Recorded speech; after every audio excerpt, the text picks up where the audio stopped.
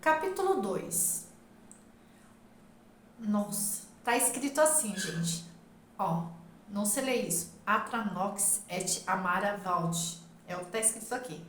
O céu de Aparecida ficou escuro como se Deus estivesse num daqueles dias zangados, como quando mandou um dilúvio de 40 dias para punir os homens por suas maldades e só salvou a família de Noé.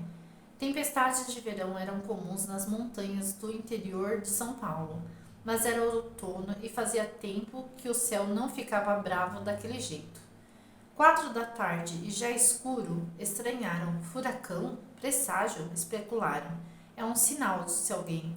Disseram muitos acreditando que aquele fenômeno estranho era uma mensagem divina anunciando alguma coisa terrível em Aparecida. Mas as consequências imediatas foram completamente humanas.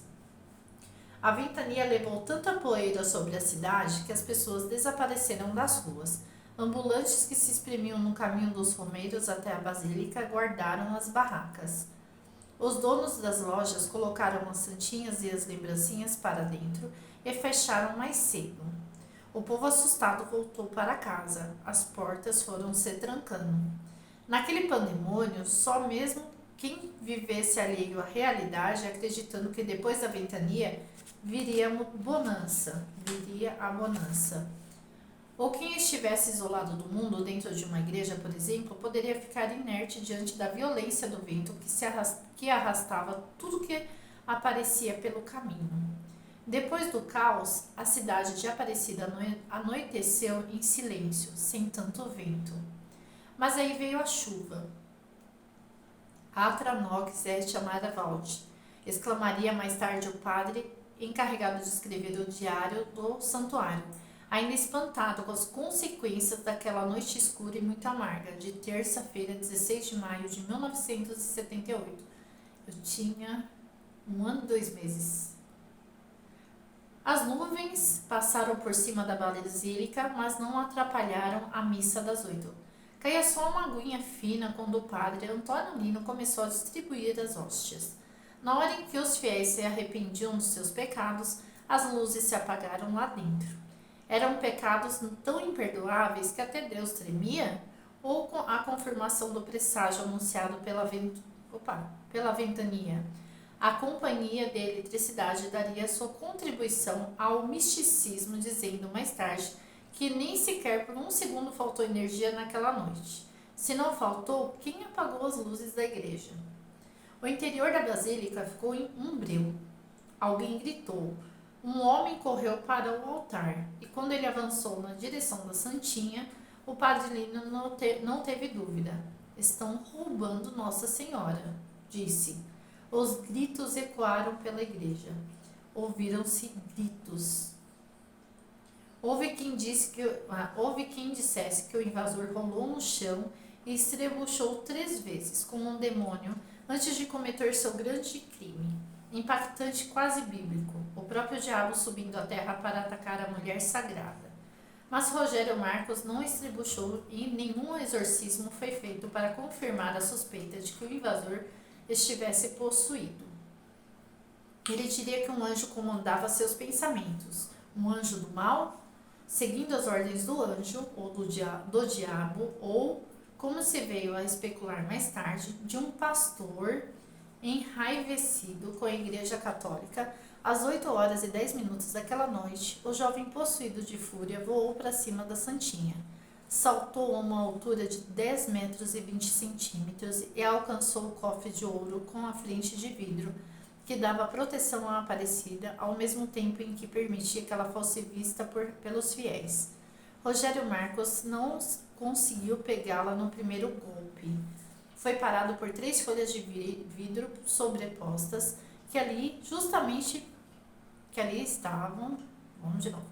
estavam ali justamente para evitar que tocassem na santinha.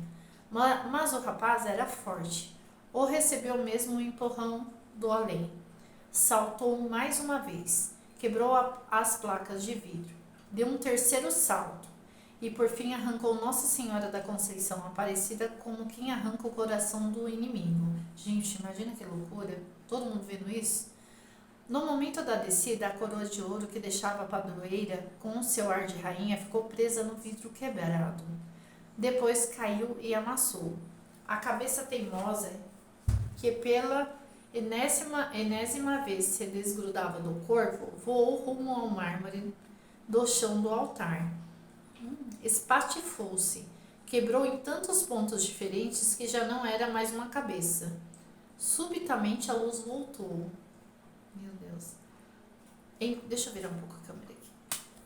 Em meio aos gritos de padres, freiras e fiéis, Rogério Marcos, mais uma vez demonstrando desconexão com a realidade terrena, caminhou lentamente em direção à rua, com a mão direita sangrando, apertando o corpo escuro da Santinha contra o próprio peito. Meu Deus. O guarda João Batista alcançou o invasor e puxou-o pelo braço. Não se sabe se por raiva, se por medo ou porque o guarda lhe deu um puxão forte demais, Rogério Marcos largou o corpo sem cabeça e saiu em disparada, de mãos vazias, pelas ruas quase escuras de Aparecida. Saiu deixando para trás o barro que os católicos brasileiros haviam preservado desde 1717, já era 1978, primeiro num culto particular, depois autorizado e abençoado pela igreja, sempre à custa de muito esforço e cola, para não se perder a cabeça, que volta e meia se soltava do corpo. Agora a imagem não tinha mais cabeça, só 4 ou 5 caquinhos e muita poeira. E do corpo de Nossa Senhora da Conceição Aparecida restavam nada mais que partes incontáveis, muitas delas irreconhecíveis. O barro esculpido mais de 300 anos antes tinha virado um amontoado de pedaços e farelos sagrados, espalhados pelo chão da igreja, feita especialmente para abrigá-lo. Diante da tragédia que acabavam de testemunhar, fiéis saíram da basílica em disparada, dispostos a matar o invasor. O padre Lino, um bom pastor querendo salvar a pele do inimigo, começou a gritar em desespero algo como: "É falsa! Não é a imagem verdadeira de Aparecida." As freiras Egide e Efigênia não viram motivo para correr atrás do invasor e se apressaram em juntar os cacos. Logo apareceu mais gente e o povo se atirou ao chão a catá-los. Alguns pensando em ajudar as freiras, outros de olho no valor sobrenatural ou financeiro que poderiam extrair daquelas relíquias. Gente, que absurdo, tem na igreja?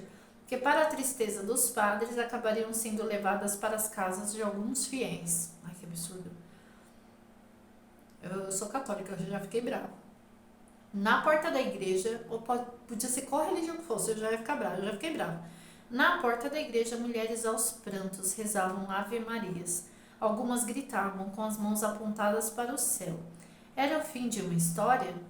O anúncio de um tempo de danação nas terras de Aparecida? O enterro definitivo da padroeira do Brasil?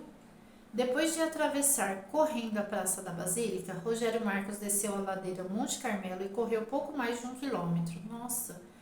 Sabe-se lá porque raio de coincidência acabou sendo preso quando estava perto das águas do mesmo rio Paraíba do Sul, onde a imagem fora encontrada pelos 3 pescadores.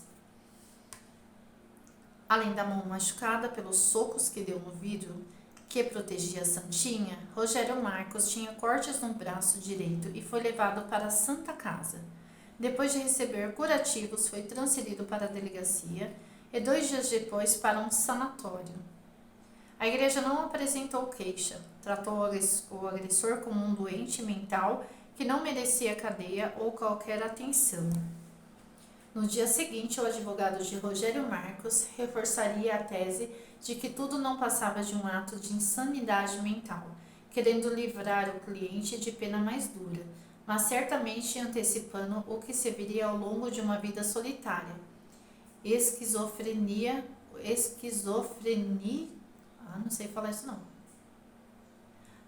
Esquizofrênica paranoica de um homem que conviveria por anos e anos com a sensação atordoante de que um Exu estava sempre por perto.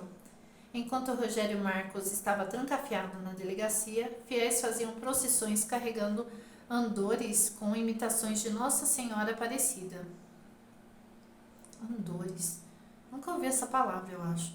Para aumentar a confusão na cabeça do povo, os padres resolveram levar adiante a mentira desesperada do padre Lino, espalhando que não era a imagem verdadeira que tinha sido destruída. Era uma réplica, disseram. A mentira não durou mais que um dia. O arcebispo de Aparecida, Dom Geraldo Penido, divulgou uma mensagem que dizia que a imagem quebrada durante o atentado era de fato a original. Ladrão quebra a imagem da padroeira, estampou o jornal O Globo. Imagem quebrada é a verdadeira, escreveu na primeira página a Folha de São Paulo. Tentativa de sequestro, ato de loucura ou algo semelhante? Perguntou-se o bispo. Na mesma mensagem, o bispo anestesiava a verdade para acalmar os fiéis. Como das mãos do sacrilégio, se pode recolher a imagem logo em seguida. Será possível sua reconstituição. A imagem não tinha sido recolhida, ou caíra nas mãos do ou caíra das mãos do sacrílego. É o que está aqui, gente. Rogério Marcos, ou fora jogada propositalmente no chão. Imagem? Mas que imagem? Não mais. Eram pedaços. Seria possível juntar as migalhas e reconstruir a Aparecida? Não do jeito que se gostaria.